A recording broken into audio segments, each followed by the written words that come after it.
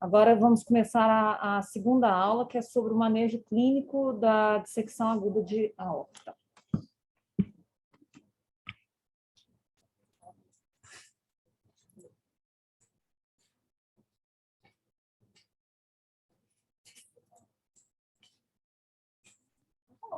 Oi, gente, bom dia, né? Eu sou a Camila, então.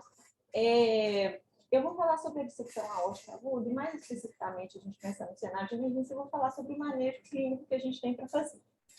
Esse caso foi motivado por uma paciente que a gente teve na sala de emergência inicialmente, que é uma mulher de 62 anos, que a situação dela de cara já abre como uma dissecção de aorta tipo A, tá? Ela é uma paciente que, depois revisando a história, é uma paciente que teve uma dor torácica súbita, lancinante, seguida de um déficit neurológico e um rebaixamento de sensório. Inicialmente, ela veio para a gente mais por conta do rebaixamento de sensório, foi entubada no primeiro momento. A TC dela, vocês vão acreditar em mim, mas eu não consegui uma imagem que pegasse todos os focos, mas evidenciou para a gente, no primeiro momento, um AVC hemorrágico com 4 focos que não tinham relação anatômica vascular. Ela tinha um foco na região occipital e aqui o que ficou mais claro no núcleo da base direita, em 2 partes, né, mais ou menos. E depois, com essa história de dor torácica, a gente regalou o olho desse tamanho, a gente foi para a anti-TC, e ela tinha uma dissecção tipo A, que eu tentei pegar nessas 2 imagens aqui para vocês verem, que ela pegava desde o início da aorta ascendente até a bifurcação de ilíacos. Ela é uma paciente, então, que no primeiro momento, depois dessa anti-TC, ela se encontrava entubada, com contrato hipertenso, com uma frequência cardíaca de 98, e a nossa recomendação é como que a gente vai manejar essa paciente enquanto a gente aguarda a cirurgia cardiovascular, enquanto a gente tenta essa transferência. Então, só para falar da dificuldade de estudar o tema, eu usei como base o up-to-date, eu precisei ver bastante diretriz de sociedade. A última diretriz da ARRA e da ACC é de 2010, a da ESPA também é de 2010, e acaba que nessa busca por informações, existe esse consenso que essa IRAT, que é um instituto de registro nos pacientes com dissecção de aorta, que é um instituto que reúne 51 instituições de 12 países, que é justamente para meio que vamos tentar reunir o maior número de casos possíveis para a gente conseguir estudar a dissecção de aorta. Então, só para falar que alguns dos estudos que eu vou mostrar aqui são basicamente séries de casos desse registro internacional que a gente tem. Então, só para falar inicialmente, então, a gente tem várias formas de classificação da dissecção. Eu vou falar da de Stanford, que é a mais usada e é que tem mais impacto na nossa conduta. A dissecção, então, tipo A, é a que vai pegar a aorta ascendente, pode pegar o arco aórtico também, e pode se estender para a aorta descendente, tá? Esse gráfico da direita, ele é do último consenso da ARAT, que foi atualizado em 2020, para falar de como que é o segmento desses pacientes em relação à mortalidade. Então, no eixo das abscissas, a gente tem o início dos sintomas em dia, e no eixo das ordenadas, a gente tem a sobrevida acumulada, tá? É sobrevida. Então, só para ficar claro para a gente. Então, a gente vê que claramente os pacientes que foram submetidos a tratamento cirúrgico, que geralmente é uma cirurgia aberta, eles têm uma sobrevida acumulada mais ou menos de 83% depois de 60 dias, que seria o tempo mais crítico. E os pacientes com tratamento clínico exclusivo, nos casos dos pacientes com dissecção de aorta tipo A, eles têm uma sobrevida acumulada de 43%, o que foi um desfecho clinicamente relevante. Então, para a gente não tem muita dúvida que a dissecção tipo A, e só para a gente contextualizar, que é o caso dessa paciente, tem uma mortalidade em 48 horas de 1% por hora, né? A gente está falando de uma doença bastante mórbida. Então, o tratamento é cirúrgico mesmo. Esse a gente não tem tanta dúvida que esses pacientes se beneficiam de transferência o mais rápido possível, né, pela mortalidade esperada. E a gente tem os pacientes com dissecção de aorta tipo B, que aí, nesses casos, a gente vai pegar exclusivamente a aorta descendente, tá? Ela pode se estender também por um pulso variável até as ilíacas. E aí, nesses casos, eu vou falar de 2 momentos diferentes. A gente tem os casos que são não complicados, são os pacientes que vão se apresentar para a gente estáveis hemodinamicamente, e a gente vai manejar clinicamente que eles vão melhorar, e existem os casos que são considerados de dissecção tipo B complicada. Nesses casos, a gente está falando ou de alguma isquemia, que pode ser tanto em membros, isquemia mesentérica, isquemia renal, uma dificuldade de controlar dor e uma dificuldade de manejar essa própria hipertensão, ou a própria ruptura do aneurisma, né? Se você tem, por exemplo, algum hemiperitônio, algum hemotórax. E aí, nesses casos, o que a gente viu é o mesmo gráfico também, agora da dissecção da aorta tipo B, que a gente vê que a sobrevida acumulada desses pacientes que são submetidos à cirurgia aberta é bem menor, sabe? Então, a gente pensa em uma sobrevida em torno de uns 70% em 60 dias. Então, a gente começa a pensar que para os pacientes em dissecção tipo B, lembrar que é uma cirurgia de grande porte, né, num paciente que já tem alto risco, então, nesses casos, não se viu tão interessante. O que a gente conseguiu ver que melhor se adaptou, então, é a terapia medicamentosa exclusiva, manejo clínico exclusivo, e a terapia endovascular também. Sobre esses dois, quando a gente tem os casos complicados, então, que a gente não está conseguindo manejar clinicamente isolado ou tem uma complicação muito evidente, os guidelines, por exemplo, da ESC, eles falam de uma recomendação 1C para fazer tratamento endovascular, tá? Novamente, é um baixo nível de evidência que a gente tem, mas em virtude da gravidade do paciente, a gente tende a um procedimento endovascular. Mas os pacientes sem complicações associadas a essa dissecção de aorta, geralmente a gente vai para o tratamento clínico também com o nível de evidência 1C. Então, só para falar que esses pacientes do tipo B são pacientes heterogêneos pelo nível de complicações. Então, tá. Então, o que é o tratamento clínico, né? Então, a gente vai fazer tratamento clínico para os pacientes de dissecção tipo A, até que eles cheguem na sala de emergência, até que eles cheguem no bloco cirúrgico, né? E para os pacientes do tipo B, se eles não tiverem complicações, vai ser o tratamento clínico mesmo, ou se for para endovascular, o tratamento clínico enquanto aguarda o endovascular, que também é uma cirurgia de emergência. Então, as metas do tratamento clínico para a gente são controle pressórico de frequência cardíaca. Eu vou tentar que é pressórico. Nem todos os pacientes vão se apresentar hipertensos, que é algo que eu vou explorar a partir de agora. O controle álgico, que é uma patologia que o Marlon já teve uma aula sobre isso, não lembro que residente agora, mas de falar que é uma dor lancinante, né? Inclusive é um dos critérios que leva para a gente para pensar nesse diagnóstico, identificar complicações associadas e uma transferência a um centro especializado. Inclusive, ele fala que todos os pacientes, pela gravidade da situação, mesmo que serão submetidos a tratamento clínico inicialmente, eles precisam estar no centro especializado. Então, para contextualizar, os pacientes com dissecção do tipo A, 36% deles chegam a hipertensos. É só para falar que os outros 64% não, mas pelo menos os 36% primeiro, inicialmente, eles chegam a hipertensos. E a hipertensão é mais comum nos pacientes do tipo B. Então, 70% dos pacientes chegam a hipertensos no primeiro momento. Então, assim, como que a gente vai controlar essa hipertensão, que é uma patologia prevalente, inclusive é o principal fator de risco para dissecção? Só para falar, então, novamente, que a gente tem uma dificuldade de conseguir informações. Todos os guidelines, eles voltam para esse artigo, que é um artigo de 2005, que é meio que uma revisão contemporânea de opinião de especialistas mesmo, sabe? Então, para falar que o controle pressórico nesses pacientes, de um mecanismo bem fisiopatológico mesmo, ele vai tentar evitar a progressão da lesão por evitar o estresse de cisalhamento, e que a gente tem como metas, né, uma pressão sistólica de 100 a 120 e uma frequência cardíaca menor ou igual a 60, mas para falar que isso foi baseado em um estudo fisiopatológico, até pela própria gravidade da doença, a gente não vai comparar, tipo assim, a sistólica de 100 a 120 ou de 120 a 140.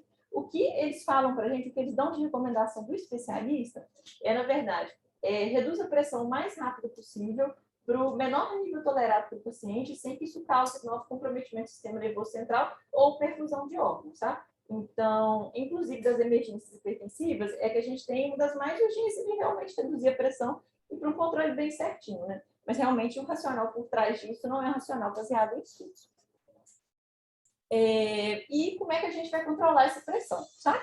Então, novamente, eu vou usar o banco de dados que a gente tem, que é o banco de dados da IRAD.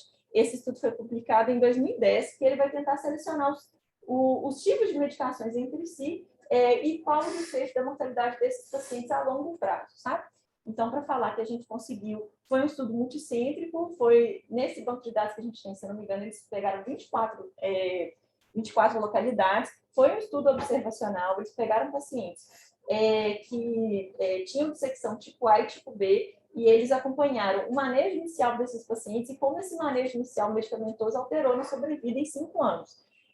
Foram 1.301 pacientes que tiveram alta hospitalar, então o estudo focou nesse tipo de paciente, só para lembrar que muitos desses pacientes eles nem chegam aos centros primários de abordagem, porque muitos deles morrem antes, né? Então esses pacientes não foram levados em consideração, então provavelmente essa mortalidade está subestimada, mas que eles fizeram o segmento desses pacientes aos 5 anos. E eles compararam basicamente 3 tipos de medicações. Eles compararam beta-bloqueadores que foram começados no início agudo e que foram mantidos a alta hospitalar por esses 5 anos. Compararam também bloqueadores de canal de cálcio e compararam o IEC-BRA. Que a gente teve diferença ao longo do prazo, então, nessa comparação de 5 anos, que é o nosso gráfico aqui do lado, foi que o beta-bloqueador foi o único que teve diferença estatística, sabe? Ele reduziu desculpa, ele teve uma redução de mais ou menos 20%, se eu não me engano, na mortalidade cumulativa. Tem um odds ratio, lembrar que é um estudo observacional, né? De 0,47 teve um intervalo de confiança significativo com um P de 0,024, que ele foi o único que foi considerado relevante, sabe? Então, assim, de todas as informações, de todas as evidências indiretas que a gente tem, o que a gente consegue falar que realmente, pelo racional fisiopatológico que foi estudado, mas pelos estudos observacionais de manter essa observação desses pacientes, foi visto que o beta-bloqueador ele pode ter um benefício na mortalidade em 5 anos, então é ele que a gente vai partir. Então, então olhando o up-to-date, todas as diretrizes de especialidade, o que a gente tem é que o beta-bloqueador venoso ele deve ser titulado para uma frequência cardíaca menor de 60 ou menos, e que ele é a nossa escolha inicial. Que é um grau de recomendação também. Eles recomendaram um grau de recomendação 1C, então baixo nível de evidências, mas uma recomendação forte pelos estudos que a gente tem pela gravidade da situação. Só lembrar das contraindicações dos beta-bloqueadores que a gente já está cansado de saber, nos pacientes com DPOC-asma, os pacientes com uma insuficiência cardíaca muito descompensada, que podem acontecer nesse caso de dissecção, mas só uma que chama atenção para a gente, que é a regurgitação aórtica grave. Que o beta-bloqueador nesses pacientes teria um efeito deletério de reduzir a taquicardia reflexa que esses pacientes precisam para vencer a regurgitação. Então, a gente vai falar dos beta-bloqueadores em específico. Então, lembrar que a gente está numa situação aguda de emergência, a gente precisa de uma medicação aguda de emergência e titular. Tá? Então, a primeira medicação, que inclusive no UpToDate ele cita especificamente o esmolol, é o esmolol que eu vou falar agora. É uma medicação beta-1 seletiva, então ela é interessante para pacientes que têm, por exemplo, DPOC-asma, é uma medicação que tem uma tendência a causar menos efeitos colaterais nesse sentido, e é uma medicação ultra titulável e ultra rápida. É a única que tem essas características, né? Ela tem um início super rápido, de 1 a 2 minutos, e ela tem um término também, quando você desliga ela super rápido, né? De 10 a 30 minutos, sem um efeito cumulativo. Que é uma medicação, então, a mais adequada por ser extremamente titulável. Lembrar que esses pacientes, então, uma parte deles chega hipertenso, outra parte chega normotenso e outra parte vai chegar hipotenso. E esse diagnóstico e essa progressão é muito variável nas primeiras 48 horas. Então, a gente precisa preocupar em uma droga que seja desligada rápido. E só para falar que também os beta-bloqueadores, eles costumam ter uma contraindicação formal em pacientes com cocaína, por conta do supraestímulo alfa-adrenérgico, mas o esmolol, por ser uma droga extremamente titulável, a gente poderia tentar nesses pacientes também, porque se não deu certo, se foi complicado, eu simplesmente desligo o esmolol, né? Então, é a medicação que, apesar de não ter achado nenhum ST comparando os beta-bloqueadores que eles têm indicados, é a medicação que é considerada mais segura para esses pacientes por conta da titulação. Outros também beta-bloqueadores que a gente tem venosos, então, é o labetalol, que ele é um beta-bloqueador não seletivo, então ele tem um efeito alfa também, e ele tem um início super curto também, de 2 a 5 minutos, e tem um tempo de clínica mais difícil da gente ter certeza, mais ou menos então de 2 a 6 horas. É uma medicação que a gente pode começar em bolos e depois começar em bomba também, sabe? Ele é considerado o intermediário entre o esmolol e os outros, e ele é interessante que, como ele é um alfa-bloqueador também, ele também tem um controle pressórico interessante, sabe? Então, ele é considerado assim, o esmolol primeiro e o labetalol segundo. E só para falar da medicação que a gente tem, e acaba que o UpToDate também cita, a gente tem o metoprolol. O metoprolol, ele é um medicamento cardioseletivo, mas a gente fica muito preocupado que ele tem um início que demora muito mais, 20 minutos para um paciente com dissecção. É um tempo que a gente pode, né, lembra que eu falei, é 1% de mortalidade na dissecção tipo A por hora, então talvez a gente não tenha esse tempo. E ele é uma medicação que vai durar mais ou menos de 5 a 8 horas, sabe? Então, assim, como é um paciente muito instável, um paciente que pode evoluir nas próximas 48 horas, até com necessidade, né, de mudança mesmo de paradigma, de um paciente ser hipertenso de virar hipotenso, não é uma medicação, eles falam que seria a terceira linha mesmo. É uma medicação que é para a gente salvar quando a gente não tem outros, mas que principalmente no manejo agudo não é uma medicação interessante por conta de tempo de meia-vida dela.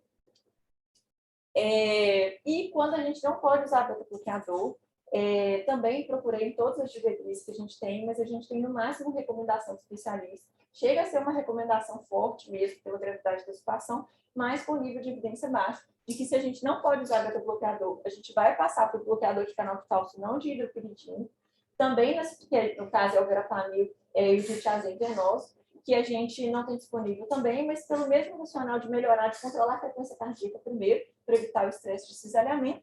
E se mesmo assim a minha pressão sistólica continuar acima de 120, eu vou começar com o nitroprusiato, que é uma droga titulável que a gente tem um pouquinho mais de mão de usar, né?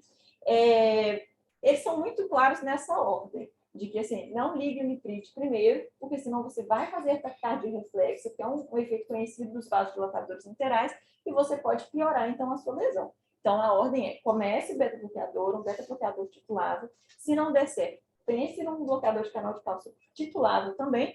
E só então, se você não tiver otimizado, isso tudo com nível de evidência no C, pense no nitroprusiato, tá? Agora, também falando da dor importante que esses pacientes sentem, a gente vai pensar, então, no controle já de cara com opioide, a gente está pensando nesse momento no fentanil mesmo, por ser também uma medicação titulável, e aí a gente fica muito preocupado com recorrência de dor nesses pacientes, tá? O que essa recorrência significa para a gente? Se significa gravidade, se significa que eu tenho que repetir toda a propedêutica, o que eu preciso fazer com essa recorrência? Então, nesse sentido, eu achei 2 estudos sobre isso. O primeiro estudo que está ali em cima, que é nos pacientes também com dor e com hipertensão refratária nos pacientes com dissecção de aorta tipo B, que é um estudo também de 2010 do banco de dados da Harvard. Nesse estudo, eles foram pegados, se não me engano, acho que 274 pacientes, 275 pacientes, e eles colocaram em dois grupos para acompanhar como que esses pacientes iriam evoluir, tá?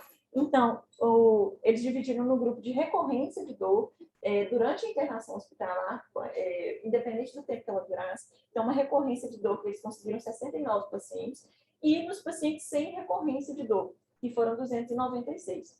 Eles compararam a mortalidade intra-hospitalar desses pacientes e eles viram que os pacientes que têm dor recorrente e que têm uma hipertensão de difícil manejo, eles morreram muito mais. Eles tiveram uma mortalidade intra-hospitalar de 17,4% versus os 4% do grupo sem recorrência de dor. E essa análise foi estatisticamente relevante.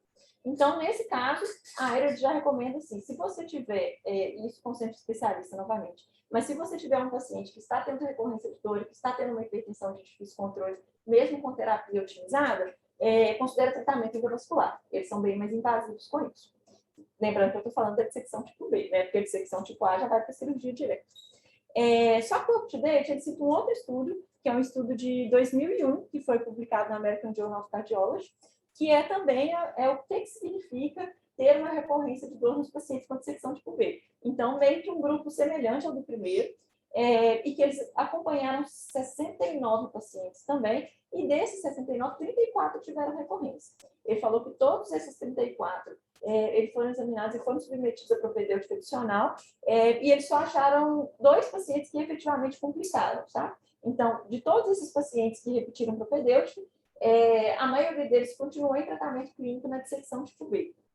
Então, só para falar que a gente não tem uma meta-análise sobre isso, que a gente vai se atentar, sim, se a recorrência de dor ou se a hipertensão de difícil controle, elas podem, então, significar um sinal de gravidade, que foi do primeiro estudo que a gente tem, e que provavelmente a gente precisa estender propedêutica nesses pacientes, sim, mas que se a gente não vir nenhuma complicação, não se assuste. No segundo estudo, foi o que eles viram. E agora a terceira parte, então, do nosso manejo clínico é uma tentativa de identificar todas as complicações possíveis nesses pacientes, que são várias. Então, dividindo por onde a gente tem a dissecção mesmo, a gente pensa muito, então, a gente precisa medir pressão e pulso nos 4 membros desses pacientes, para a gente ver se a gente não está deixando passar nenhuma isquemia de membros. Inclusive, isso é importante, porque a gente vai precisar funcionar uma pia, para a gente saber onde a gente pode funcionar ou não, né? Nessa nossa paciente que tinha uma dissecção arteriolíaca, era uma preocupação inicial, se a gente poderia funcionar uma pia femoral mesmo. A gente precisa tentar, então, dor abdominal nesses pacientes. Pode ser uma recorrência de dor da própria dissecção, mas pode significar uma isquemia mesentérica, então isso tem que estar no nosso radar. E também infartos renais. A gente precisa ver o débito urinário desses pacientes e a gente precisa seriar a função renal desses pacientes com certeza. Mas a nossa preocupação, na verdade, assim, é quando o paciente já chega hipotenso ou fica hipotenso, sabe? A gente tem algumas complicações que são muito mais comuns na dissecção tipo A, eu vou colocá-las aqui. Então, a regurgitação aórtica grave, né? Que é uma patologia potencialmente instável, né? É uma preocupação nossa. Esse paciente que já tinha ou mesmo não tinha uma disfunção cardíaca, uma insuficiência cardíaca, pode se descompensar dessa insuficiência também. Essa dissecção ela pode progredir e causar um infarto mesmo, né, por obstrução da irrigação de coronárias, e a gente tem também o hemipericárdio com tamponamento cardíaco. Além disso, a gente pode ter rupturas em outros trajetórios dessa aorta, dependendo de onde ela está dissecada, que a gente pode ter um hemotórax e um pneumotórax também. Pneumotórax, hemoperitórax, desculpa, falei. Então, tá bom. Então, só para lembrar especificamente do tamponamento, tamponamento por conta de dissecção de aorta é uma contraindicação formal pericárdica centésica, porque você vai drenar, vai sair mais sangue e vai continuar saindo mais sangue, né? Porque aquilo ali simplesmente não está tamponado, né? Nesses pacientes instáveis, a primeira recomendação é você tentar fazer cotas de volume, sabe? E que a noradrenalina, eles não falam assim contraindicada, mas eles falam para reservar no segundo momento, porque também, voltando no racional fisiopatológico, de causar vasoconstrição e estresse de cisalhamento. Então, primeiro você vai tentar a cota volêmica, se o seu paciente estiver hipotenso, e depois você vai para a amina passativa se precisar. Mas que todos esses casos complicados, seja tipo B, né, com essa complicação clara de hipotensão, ou do tipo A, é cirurgia o mais rápido possível, tá bom? Que é a transferência, que é a dificuldade que a gente tem no momento. É isso.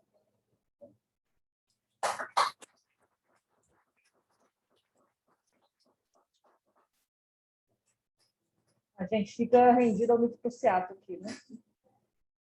Não, e é muito difícil, né? Porque a gente pensa até em outros usos do esmolol, né? Mas esse é muito claro, né? Como é que você vai dar uma medicação que dura 8 horas num paciente que não tem 8 horas, né? Talvez assim, né? Que vai entrar para cirurgia, como é que você vai mandar um paciente beta-bloqueado, né? Não, e esses pacientes, normalmente, a gente não consegue vaga em menos de 48 horas, infelizmente. Então, o paciente fica com mitocondriato, aí já termina o efeito, e aí a dose ascendente, intoxicação. Essa paciente, ela foi muito, muito doída, sabe? Porque ela ficou com a gente com dose de nitroprusiado, assim, alta vários dias, se eu não me engano, mais de uma semana, sabe? Dos déficits neurológicos dela, ela melhorou, ela conseguiu ser estubada. A gente tentou contato com a central mais de uma vez, assim, diversas vezes. A gente mandou para a enfermaria, ela foi para o HC e ela não conseguiu chegar na cirurgia. Ela faleceu no HC. Faleceu no HC. Nossa, então ela foi para o centro, mas não... Ela foi para o centro, mas assim, 3 semanas depois, uma dissecção tipo A, né? Aí... Que tem mortalidade de 100%. Né? Então, eu tenho uma pergunta e uma curiosidade sobre isso, na verdade. Quando você estava estudando, tinha, ou às vezes a opinião da cirurgia, do gênero ou da vascular, tinha alguma crítica sobre o paciente com doutorado com a dissecção tipo A que complica com um evento neurológico, sobre meta pressórica, ou a gente nivela pela meta habitual de dissecção mesmo, porque é imediatamente mais grave e o neurológico meio que assim, a gente vê o que acontece depois. Porque assim, a nossa paciente foi não igual, que geralmente é um AVC isquêmico, né? E uma curiosidade do caso, a gente também deu um parecer, às vezes ela tinha aneurisma e foi o pico hipertensivo que fez o problema, e não a dissecção. Não, é porque ela fez a anestesia, ela fez a anestesia do corpo inteiro, sabe? E era uma dissecção mesmo, que estava comprimindo e acabou jogando pelo flap para o sistema nervoso central, sabe? Sobre metapressórica, eles dão um dado meio muito amplo de falar assim, olha, a menor pressão possível que o seu paciente tolere sem complicar, sem piorar o déficit neurológico dela, sabe?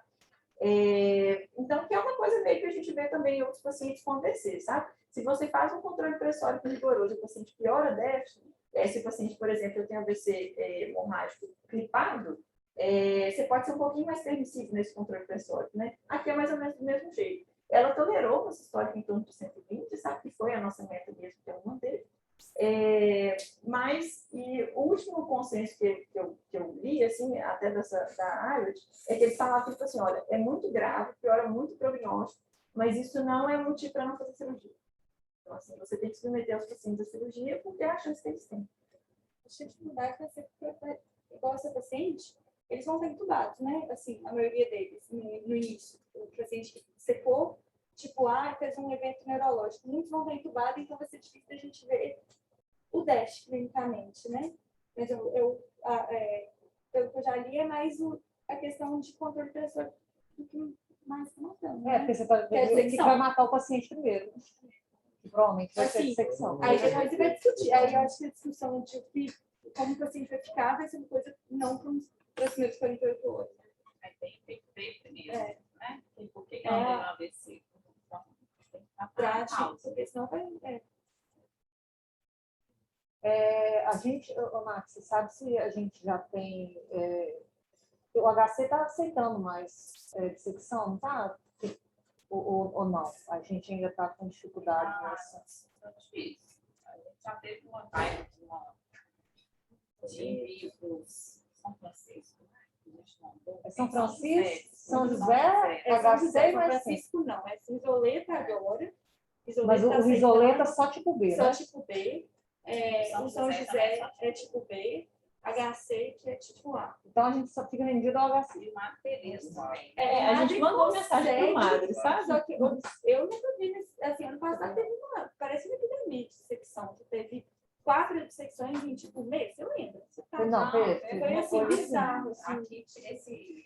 Tinha um dia duas lá no posto. E nunca Mas pro Madre. Não, mas assim, a prevalência que eles estimam é de 4 casos por 100 mil, sabe? Eu tô dizendo, gente, pode vir para cá, que aumenta a nossa prevalência, né? Não, o pessoal Porque é um do começo, né? HC falou assim, nossa, aí no de vocês pegam muito secção. Eu falei, não, porque a gente diagnostica bastante. Porque os outros pacientes ficam em UPA aí, não diagnosticam, Não, ficam em AM, talvez. Pelos casos que a gente vê aqui, não tem lógica de ser tão pouco. Mas assim... Ou então tem uma coisa errada na pedreira, que não...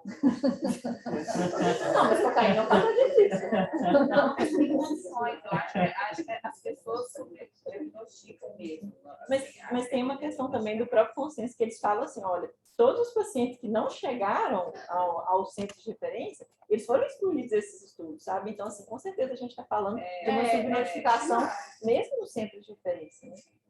Agora, assim, na vibe da motivação do tema e tudo, né, que é o esmolol, você mostrou para a gente que os dados são realmente, tem dados diretos, são estudos observacionais, você acha que já tem substrato para a gente, né? E aí eu acho que vou abrir a pergunta pela apresentação da Camila. A gente já tem substrato para pedir a farmácia para comprar esmolol? Não conseguiu. Mas como é que eu vou ter penoso com certeza? A gente tem celosol, a gente tem metoprolol? A gente tem metoprolol. Tem metoprolol? Não tem. Mas aí fica aquela titulação ruim, né? Exatamente, porque assim, é difícil considerar o metoprolol uma droga titulável, né? Porque é uma medicação que a gente vai fazer em bolos e é uma resposta que a gente vai ver em várias horas, né? Então, assim, não é uma medicação para esses pacientes considerada muito segura. E o esmolol pode fazer em bolos e depois deixar em bomba. Sim, não. E o esmolol é desligar 10 minutos e ele acabou, né?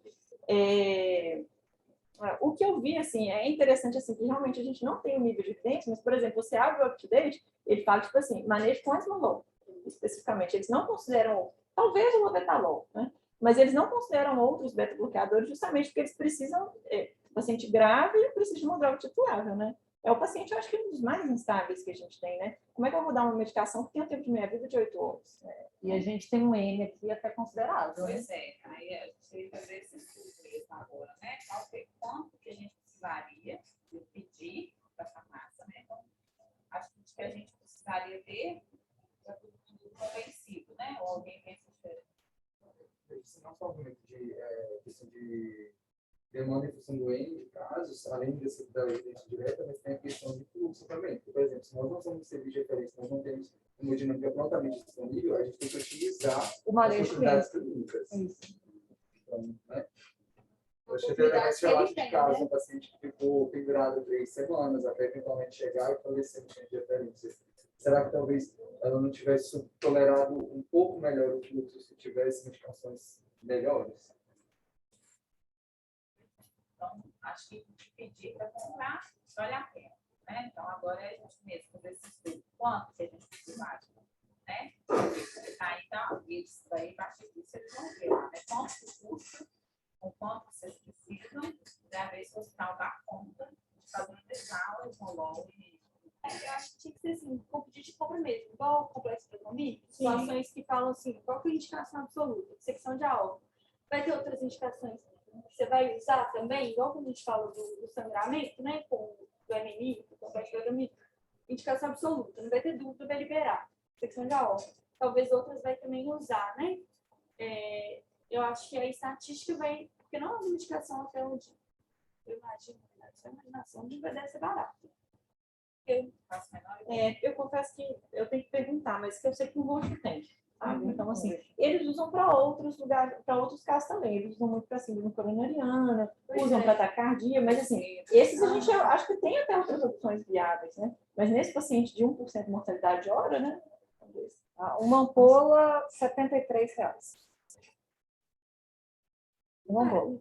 Uma ampola é 250 miligramas, você precisa de 250 microgramas hora. Então não parece ser tão Outra caro. coisa não. Não, tem medicamento muito mais caro. acho que agora é esse trabalho que nós precisamos. Desse levantamento para pôr papel para levar na próxima reunião da farmácia mesmo. Porque a gente está na hora, está nesse movimento da gente sonhar mesmo. Acho que primeiro a gente parte do sonho e aí depois, como que a gente tem de evidência e de hoje mesmo, tentar o convencimento. E aí eles vão ver se isso é viável do ponto de vista financeiro, econômico. Dos nossos pedidos, assim, todos, eu acho que o mais imprescindível ainda é o Propofol, né? Ainda é o Propofol que dói demais. O Propofol já é.